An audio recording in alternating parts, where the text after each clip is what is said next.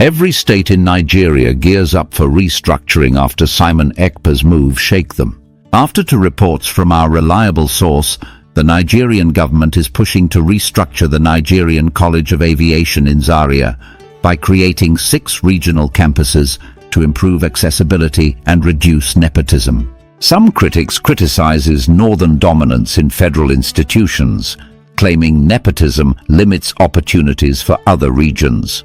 The restructuring won't stop at aviation. Similar changes may affect institutions like the Nigerian Defense Academy, NDA. They support decentralizing key institutions to boost regional development, particularly in the southeast, which has been historically marginalized. They argue that the current government is heavily favoring the southwest, positioning it for long-term dominance in Nigeria's political and economic landscape. There's a claim that Nigerian politics is largely driven by ethnic interests, with different regions prioritizing their own groups. They urge southeastern leaders to invest in infrastructure, skills, and technology to compete with other regions. It's suggested that political leaders in the southeast have failed to properly advocate for their people, unlike their counterparts in the southwest. They lament the decline of Igbo language, culture, and education, calling for efforts to preserve and promote them. They concluded with a strong appeal for Southeasterners to wake up, unite, and take steps to secure their future in a competitive Nigeria. Something big is happening in Nigeria. You can feel it in the air. Every state, from Lagos to Enugu, from Kano to Bayelsa, is on edge, gearing up for something that could change the country forever. You see, Nigeria has always been a land of strong regional identities. The north, the south, the east, and the west. Each region has its history, its strengths, and its struggles. But one thing that has always been at the center of Nigeria's political landscape is the battle for power, control, and fairness. Now, let's talk about what triggered this recent wave of restructuring talk. It all started when Simon Ekpa made a move that sent shockwaves through the entire country. If you don't know Simon Ekpa, let me break it down for you. Simon Ekpa is a controversial figure, known for his strong stance on Biafra and his outspoken nature when it comes to the marginalization of the southeastern part of Nigeria. He has always been vocal about his belief that the Southeast is not getting its fair share in the grand scheme of Nigerian politics and economy. And let's be honest, many people from the Southeast feel the same way. So when Simon Ekpa made his latest move, one that I'll get into shortly, it wasn't surprising that it shook the entire nation. But here's the interesting part. His actions didn't just cause a reaction in the Southeast. Every single state in Nigeria suddenly found itself in deep discussions about restructuring. And I mean every state. Now let's talk about the Nigerian College of Aviation in Zaria. For years, this institution has been the pride of the North, training pilots, aviation engineers, and other professionals in the aviation sector. But here's the problem. It's only in Zaria, a city in Kaduna State. Think about that for a second. Nigeria, with over 200 million people, has just one major aviation college, and it's in the north. People from the south, especially from the southeast, have been complaining about this for years. They say that having just one aviation college in the north makes it harder for people from other regions to get access to quality aviation education. And to be fair, they have a point. Imagine someone from Port Harcourt or Calabar who dreams of becoming a pilot. They would have to travel all the way to Zaria, live there, and deal with all the challenges that come with being in a region that's different from theirs, culturally, religiously, and even politically. But now, the government has finally decided to do something about it. Reports from reliable sources say that the Nigerian government is planning to restructure the Nigerian College of Aviation by creating 6 regional campuses. The idea is simple. Instead of having just one aviation school in Zaria, there will now be 6 campuses across the 6 geopolitical zones in Nigeria. That means one in the north, one in the south, one in the east, one in the west, one in the south-south, and one in the north-central. On the surface, this sounds like a great idea. More schools mean more opportunities, right? But not everyone is happy about this decision. And if you know anything about Nigerian politics, you know that nothing is ever straightforward. Some critics are saying that this move is not really about improving aviation education, but about breaking the North's dominance over federal institutions. And this is where things get really interesting. For a long time, many people, especially from the South, have accused the North of having too much control over federal institutions. Whether it's the Nigerian Defense Academy in Kaduna, the Central Bank of Nigeria, or even key military and government positions, the complaint has always been the same. The North gets more than its fair share, while the South, particularly the Southeast, gets sidelined. This is why some people see the restructuring of the Nigerian College of Aviation as the beginning of something much bigger. If the government can break the North's hold on the aviation school, what's stopping them from doing the same with other federal institutions? What about the Nigerian Defense Academy in Kaduna? What about other key federal agencies that have historically been dominated by one region? There's a growing belief that this restructuring is just the beginning, and that more institutions will soon be decentralized. And you can guess which region is most excited about this. Yes, the Southeast. For years, the people of the Southeast have felt like they were being left behind. They argue that while other regions have benefited from federal institutions, the Southeast has been ignored. Now let's be real. Nigerian politics has always been about ethnic interests. It's no secret that different regions prioritize their own people when they get into power. During the administration of former President Muhammadu Buhari, there were accusations that he filled government positions mostly with people from the north, particularly from Katsina, his home state. And now, with President Bola Ahmed Tinubu in office, some people believe that he is favoring the southwest, particularly Lagos. And this is where the conversation takes another turn. Many in the southeast feel that their own leaders have failed them. Unlike the north, which has strong regional unity, and the southwest, which has built a solid political structure, the southeast has struggled to present a united front. Some say that the problem isn't just external, it's also internal.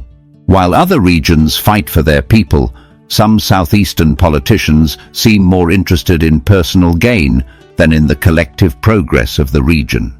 This frustration is also reflected in the decline of Igbo language, culture, and education. Many are worried that if things continue like this, the Southeast will continue to lose its identity. There have been calls for a revival of Igbo language and traditions, as well as investments in technology, infrastructure, and skills development. So, what's the way forward? Well, the message is clear. The Southeast needs to wake up, unite, and take steps to secure its future. Restructuring is happening whether people like it or not. But it's not just about the government making changes, it's also about the people taking charge of their own destiny. Think about this. While the government is setting up inland ports in the southwest, why is there no similar development in the south or southeast? Why is the focus always on Lagos when Port Harcourt or Calabar could be major economic hubs? Why are billions being spent on oil exploration in the north while existing oil-rich areas in the south remain underdeveloped? These are the questions people are asking. At the end of the day, one thing is clear. Nigeria is changing. The old power structures are being challenged, and every region is preparing for what comes next. Whether this restructuring will truly bring fairness and equal opportunities to all Nigerians remains to be seen. But one thing is certain, nothing will ever be the same again. Let's dive deeper. Because this isn't just about aviation schools or political restructuring, it's about power, history, and the future of Nigeria. And if we're going to tell this story right, we need to really understand what's at stake. So, where were we? Right, the decision to restructure the Nigerian College of Aviation. On paper, this move looks like a step toward fairness. More campuses in different regions mean more access to education, right? But here's the thing about Nigerian politics. Nothing is ever just about what's on paper. There's a saying in Nigeria, If you want to know who holds the real power, look at who controls the institutions. Think about it. The military, the judiciary, the banking sector, even the oil industry. Who controls them? That's why this aviation school issue isn't just about training pilots. It's about breaking up long-standing regional dominance. And let's be real, for decades the North has had a strong grip on federal institutions. The Nigerian College of Aviation in Zaria is just one example. But there's also the Nigerian Defense Academy in Kaduna, Ahmadu Bello University, one of the biggest universities in West Africa, also in Kaduna. And let's not forget the military command structures that have historically favored northern leaders. Now, before we go any further, let's talk history for a second. When Nigeria gained independence from Britain in 1960, power was distributed in a way that ensured some regions had an advantage over others. The British colonial system had favored the North politically, giving it more parliamentary seats, despite the South having a larger, more educated population. This meant that when Nigeria became independent, the North had more political leverage, and they used it. Fast forward to today, and many people in the South, especially in the Southeast, feel like they're still playing catch-up. Every time a federal institution is built, the question is, where will it be located? And most of the time, the answer has been the North. That's why the decision to restructure the aviation school is such a big deal.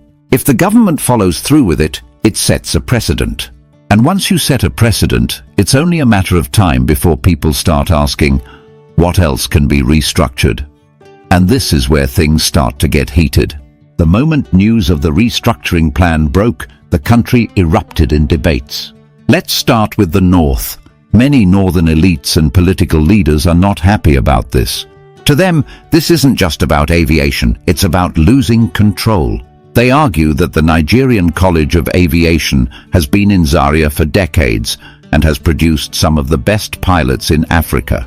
So why fix what isn't broken?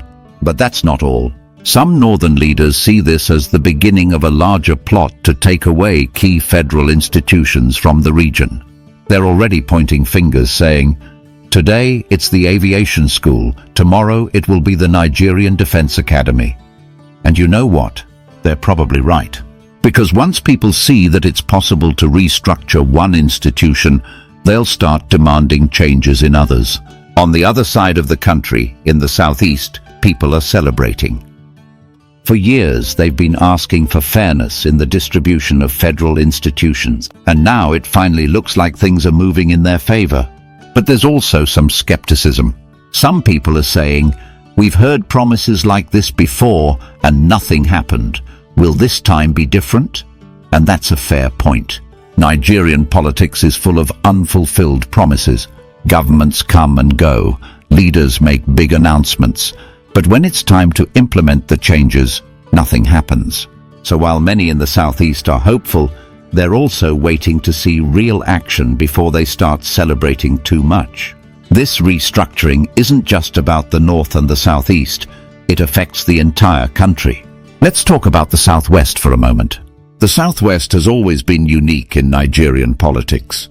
Unlike the southeast, which has struggled with internal divisions, the southwest has been more united when it comes to political strategy. Leaders from the southwest have mastered the art of negotiation, making sure they always have a seat at the table. Take former President Olusegun Obasanjo, for example. During his time in office, he made sure the southwest was well positioned in key government roles. The same thing is happening now with President Bola Ahmed Tinubu. Since coming into power, he has appointed several people from the southwest into strategic positions. So how does the southwest feel about this restructuring? Well, they're watching carefully. On one hand, they support decentralization because it could bring more federal projects to Lagos, Ogun, and other states in the region. But on the other hand, they also don't want a situation where they lose out in the process. Remember, Lagos is already the economic capital of Nigeria, and many federal agencies have their headquarters there. If restructuring starts affecting institutions in Lagos, then the southwest might start resisting it. Then there's the south-south region. This is an interesting one. The South-South is home to Nigeria's oil wealth. States like Rivers, Bayelsa and Akwa Ibom produce most of the country's crude oil, which is the backbone of the economy. But despite this, the region has suffered from underdevelopment. People in the South-South have been demanding more control over their resources for years. They argue that while oil is taken from their land, the benefits don't reach them. Instead, they see federal projects being developed in Abuja, Kaduna and Kano, while their own communities remain neglected. So, for the South-South, restructuring is a double-edged sword. If done right, it could bring more federal presence to the region. Nigerian lawmakers brought the Minister of Aviation, Mr. Festus, before a panel and started questioning him. They asked him, why is it that the presidency of Bola Ahmed Tinubu wants to restructure the Nigerian College of Aviation, Zaria? Why is it that this administration is bent on restructuring that school, citing 6 campuses at 6 different regions in the country? Now look at what the minister said. He said, my lord, that school in Zaria, that aviation school in Zaria, cannot meet the needs, cater for the needs of over 200 million Nigerians. Cannot cater for the needs of over 200 million Nigerians. And we know we have issues. I'm adding my own answer. This one I said, he didn't say so. I'm adding my own answer. You know we have issues with nepotism and politics, bureaucracy. Nepotism first. Northern politicians, northern leaders are usually nepotistic. Look at Buhari's government. Look at how he almost employed all the whole of Katsina for federal government appointment. Katsina State, nepotism. We know how nepotistic the North is. So citing that College of Aviation is going to have restrictions on other people. So we need to split this College of Aviation into the 6 different regions so that other people can have access. Not everything, not. Then when you are going to North, they start scrutinizing you. See, when you enter schools, you understand what I'm saying. If you have gotten an admission into different schools, there's this nepotism, there's this bureaucracy, there's this thing that will limit you. There's this politics that's being played. It's all about ethnicity. So since we are an ethnic country, we want to split this Nigerian College of Aviation into 6 geopolitical zones so that everybody will have access. I looked at that tweet and I looked at the comments. Most Northerners were not okay with the answers the minister gave to the Nigerian lawmakers. See, that answer is okay. No more answer. Case closed. Restructuring is it. This administration must continue in its restructuring stride. After the NCA, Nigerian College of Aviation, we are going to the NDA, Nigeria Defense Academy. You think we are just sitting down here and talking anyhow? I've said it before, I don't usually come out to do broadcast. But when I say some things, they make sense and they do come to pass. They happen. I'm not a prophet. But I look at some things and I could do speculations. After the NCA, we are moving to other sectors of the country that needs to be demystified and restructured for the betterment moving forward, because we cannot carry most of our institutions and put in the North that is dragging the country back. If we have the College of Aviation in the Southeast, it will bring skill and experience, connections to the Southeast. We have many Southeasterners, talented, skillful, that if they go to this aviation school, we have many pilots, many people, aviation engineers. How many students in the South that have put one course or the other, but they are unable to achieve that aim, because if you are going to the North, it's like passing through different hurdles. Is that nepotism? Is that insecurity? Is that religious, whatever, that will stop you from achieving your dream as a pilot or as an aeronautic engineer? I remember when we were small, I have friends that wanted to become aeronautic engineer. Then you now realize that we have the Nigerian College of Aviation in Zaria, just one college that is serving the whole 200 million people. It is a good answer from Festus, the Minister of Aviation, that Zaria cannot meet our needs, and let the lawmakers take it like that. After that, we are going to go to other sections of the country. I like what Tinubu is doing, divide the north, divide, rule and conquer them, divide. The hand of that Fulani, I'm much more particular about Fulani grip. I'm not concerned about anything. I understand what Tinubu is doing is setting up the southwest, massively setting up the southwest against every other region. He's building the southwest. Southwest comes first for him. He's a tribal leader like Awolowo first. That's why when Buhari finished, as a Democrat as he is, he even did much more worse than Buhari in appointments. I'm giving you my backup why he's a tribal person. You see, urbanization never happened before. Look at all the positions, SA, SSAs, ministers and everything. Look at how Yoruba full everywhere. And he's a Democrat too. The military guy who is a nepotistic guy, Buhari, that set this precedent, have not done half of what Tinubu did. So on that part, so I'm not concerned. I'm just concerned about him. That grip of Fulani wanted to impoverish wanted to say the North, remember, we will bring you down, we will do this, this is Nigeria. All those born to rule matchmaking, they should cut it off. That's what I'm interested. I know the Southeast is being deprived of so many things. I'm telling you, we'll have a time to discuss about those things, but the priority now is that let the evil hand that is trying to put Nigeria together by all means, because they are benefiting from Nigeria, let that evil hand be dismembered. Let that evil hand wither. So if God is going to use Tinubu to do that, I'm in for it. We know that inland ports is being created in the southwest. While we have the southern part of Nigeria, we are not focusing on the viability of the inland ports. You know, Ogoni, for a very long time, some people just overlooked Ogoni. Now they carry billions of dollars going to look oil exploration in the north, billions oil exploration, billions, spend billions. At the end of the day, you are coming back to Ogoni. So those inland ports that the president is setting up in the southwest, you need it better in the south. You need it better in this. That is where it is supposed to be.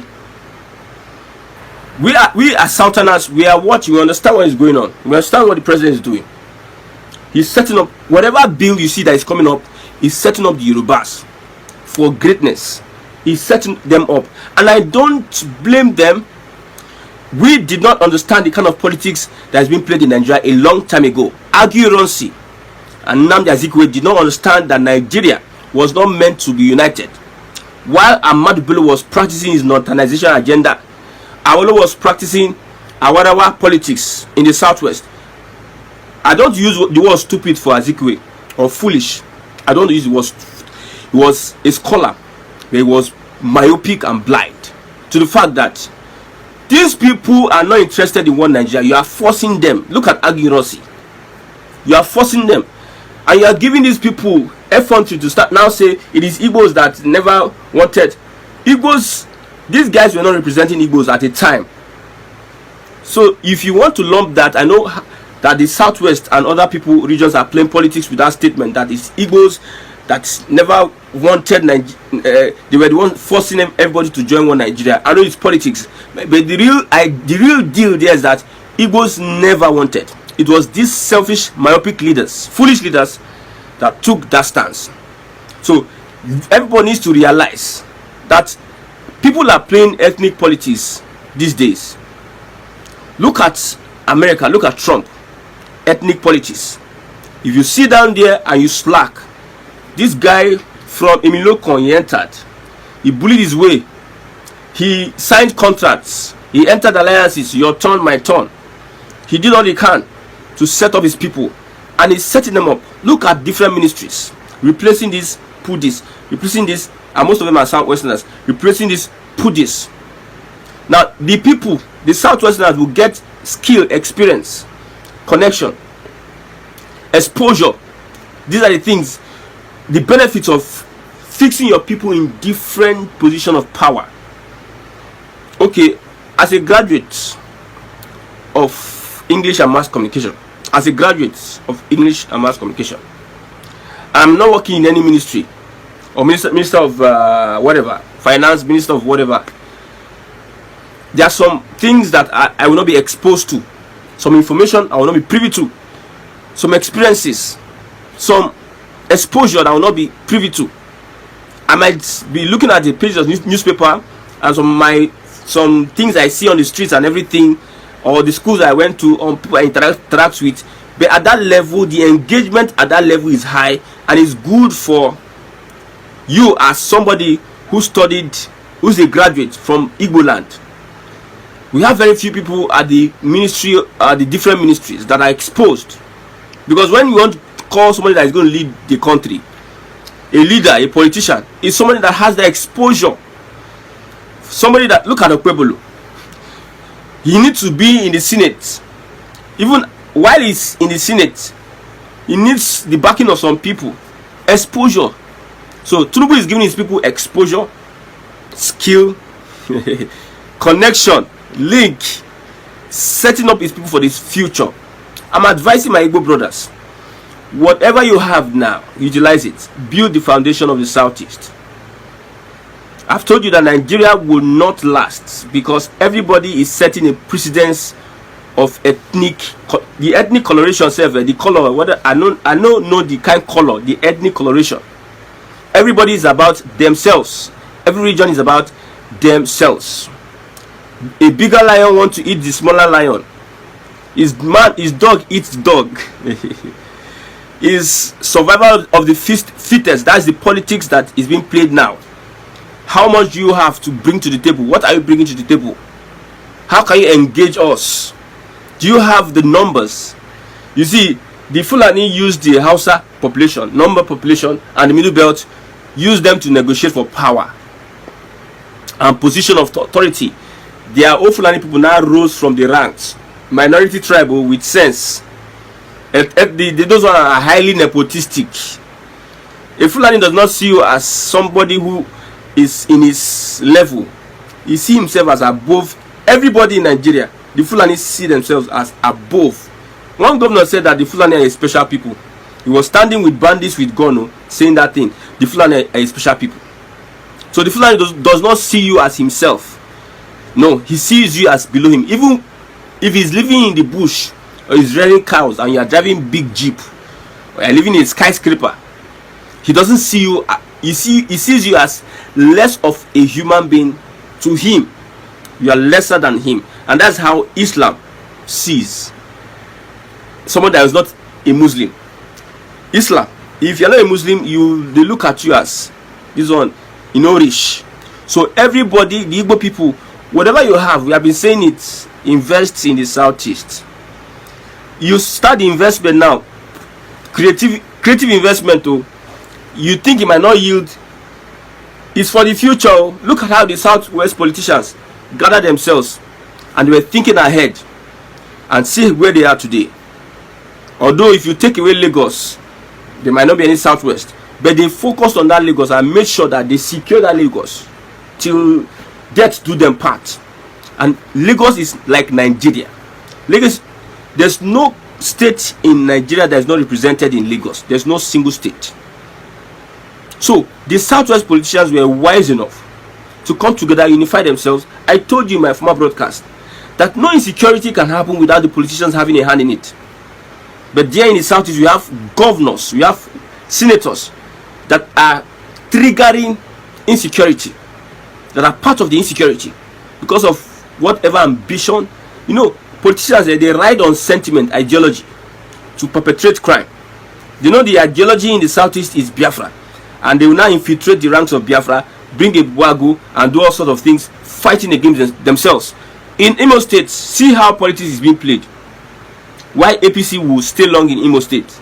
And IPOB, allegedly, reportedly, by people on the streets, riffraffs, they call them, they proscribe them, IPOB. So, an average APC politician in Imo or in the Southeast, if you are his rival and you are in PDP, he will set you up as an IPOB. He will use IPOB to threaten you, set you up as an IPOB. And when they hear IPOB, they can use. See, politicians these guys are mean. These guys are mean. Politicians leverage on the IPOB Biafra struggle to cause more harm to the people. Now Simon Ekpa is not there. So don't we still have insecurity in the southeast? Well, I traveled during the festive season. I don't know whether they had to pause, because whilst going, I met checkpoints. I told you before, there was a time I had to calm down, raise our hands and move to the other side. And Aboki that was in the bus with us, usually they tell you that you should not make calls when you're approaching the checkpoint. Don't make calls. If you make calls, now trouble for you. But this Aboki did not even, he made his call. They called him and they interrogated him. Eventually, it not take 2 or 3 minutes, they release him. Then some people were now murmuring, saying that if it were an Igbo man, you're bringing Igbo. If it were an Igbo man, they would have arrested him. You see, when I talk about the nepotism of the northern Nigeria, look at Ahmed Bello, his mentality, northernization. That's why we are supporting. I'm diverting now. I supported that this aviation ministry must be taken away from that northern part of Nigeria because of nepotism. He did their blood too much. He did their blood. We once were opportune to be in an organization because the head is a northerner. We that had the qualification, we did not get the opportunities that we needed to get. But some dullards from the northern part of Nigeria, they packed them like sand and gave them the opportunity. They put few of them that were good and few southerners that were good to just oversee them. They were just there for the money. They could literally, I don't think any of them had the idea of what they were doing at that point in time. So the nepotistic tendency of the north and their politicians should make Tinubu have to restructure everything. Restructure everything. I know what I'm saying. No. Although, let me break this to you. The political class know what they are doing. But you see, something is going to happen. I've said this over. Something is going to happen that will shake the foundation of this country. And there will be restructuring. Real restructuring. I've said it before that Tinubu is looking for a way to place. See, the table of the cabals. He's setting himself a space by doing all he's doing. I'm telling you, whatever restructuring is put in place, he first is looking at the Yorubas. And the Yorubas are going to get it.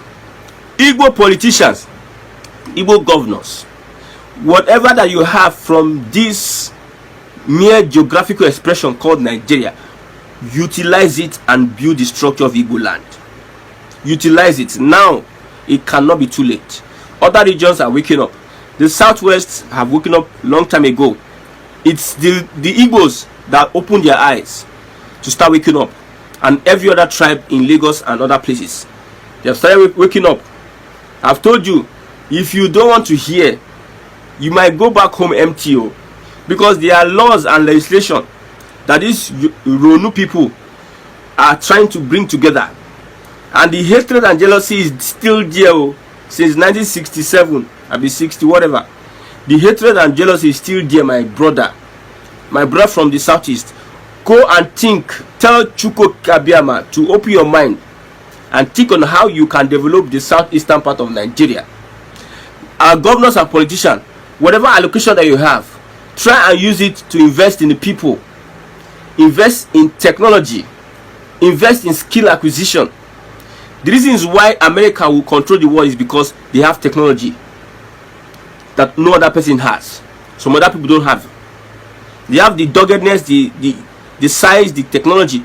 Especially, what advantage do you have over that region? What advantage? Are you utilizing that advantage? Why are we divided in the southeast and we think we are achieving anything? Governors, we are talking to you.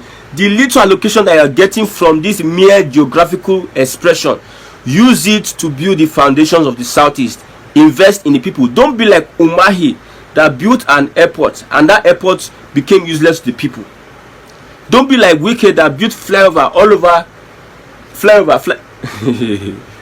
And when you look at the GDP of an average Port Harcourt person, you marvel the GDP of an average Port Harcourt person, oil producing country. If you carry 10 million today, you want to start riot for Port Harcourt, you go see guys where you go feel influenced now. Invest in the people. I like what some young Igbo guys are doing on Twitter, renovating schools in the southwest. I love what they are doing. The governor of Ebonyi State, Nwifuru, they are spending almost $1 billion to send people abroad, while there are some schools that are yet to be fixed in the school in the state. It's only Enugu State I see that they are moving forward in this education thing. I don't know about Abia State. Skill, exposure. That's what the Southeast young person needs. Skill and exposure and opportunities. Create skill, help them get skills wherever it is that they can get it. You can help them. If you see a potential, use that potential. Make sure that the Southeast is not lacking in exposure. We have skill and potential. What of the exposure? We need this in the Southeast. The young people that are coming up, we need this. You cannot. The reasons why you see the Niger Delta, they are being suppressed. Most of them didn't go to school. They don't have the quorum of intellectuals that can stand up and fight for their rights. There are very few of them, and they can just march upon them anyhow. Largely illiterates. Largely, they have educated ones, but largely illiterates. We are having the same in Igbo land. People that are not exposed to the workings of governance. People that are not reading anymore. Our culture, we are not. There's what are we doing about our culture? Let's study how people preserve their culture. I'm talking about my Igbo brothers. We cannot sit down there and things will just go wrong. Other people are thinking. I've said it before. Igbos were the ones that were ruling Nollywood until the Yorubas now took over, and they are using Nollywood and the experience, the opportunities they get, they are using it to promote their culture and preserve it. What are the Igbo leaders? Ohaneze, I've said it. The only people you have in Ohaneze are people that want to be relevant. Maybe they are old. They are at home. There's nothing really they are doing. It's like you want to flex. That is what I see. I see Ohaneze as a place where people come to flex. Because the real reasons why they are Ohaneze, I don't know whether they understand the role they are playing. I don't know. What is happening to our culture? What is happening to our language? Are we preserving it? Are we doing press conferences? Are we taking courses? Are we doing things that will make people learn the language? And also, some of these things that our old people know don't go extinct. Some people they know a lot of things, but because they are not the government, there's no leadership to make this available to other people, whether in writings, whether in books, in compellment. They die with it. And some of this renovation, most of the knowledge our forefathers had, they die with it. The reasons why the Europeans are better than the Africans, because they documented and they preserve their culture, and they are updating it every single time. Every single opportunity they get, they update it. But we here, we are just there. We just live to chop and shit and sleep with women. Finish. There's nothing else. And become wicked. There's nothing else. Southeast governors, Southerners, Southeasterners, wake up. Build your foundation. This is the end of our news update. Please click the icon on the top right corner of your screen to watch my next video. You will enjoy it. I will see you again in my next update. Enjoy the rest of your day. Goodbye for now.